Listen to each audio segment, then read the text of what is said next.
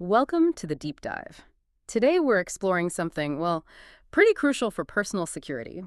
How to protect yourself from manipulation. And the key, simply understanding how people around you actually operate. Yeah, our source material, it uses some really powerful frameworks, mostly from psychological models, think authors like Thomas Erikson, and they tackle a big question. Why do we fall for tactics that, seem so obvious later on? So our mission today is like a shortcut to mental self-defense. We're going to pull out two key models, the Johari Window and the DIC model, that really shine a light on communication and behavior patterns, the ones you need to watch out for. Absolutely. Anticipating patterns is key. And the source material nails it with a quote from John Aston. If you don't control your thinking, someone else will. It's so true, that lack of self-awareness. It creates a kind of vacuum. And yeah, manipulators are quick to step in. You really have to grasp your own psychological setup first before you can analyze or defend against someone else's agenda. Okay, right. Let's unpack this then. Before we even get to personality styles, we need to talk about how decisions really get made. Because honestly, this is the starting point for influence. And for exploitation, too. We all like to think we're logical, don't we? But the evidence? Well, It tells a different story. Maybe the biggest trick our brain plays on us, this idea that facts and logic drive everything important.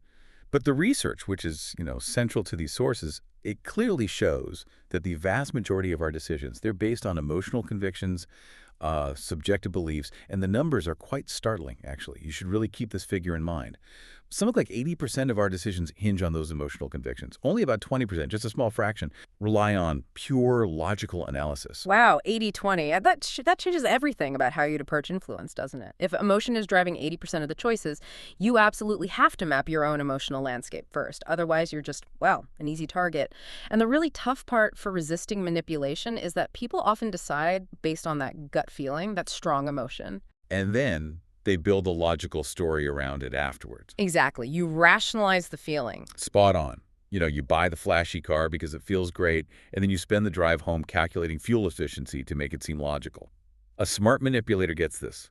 They aim straight for that 80% using fear, flattery, urgency, whatever works, knowing you'll probably supply the logical reason later.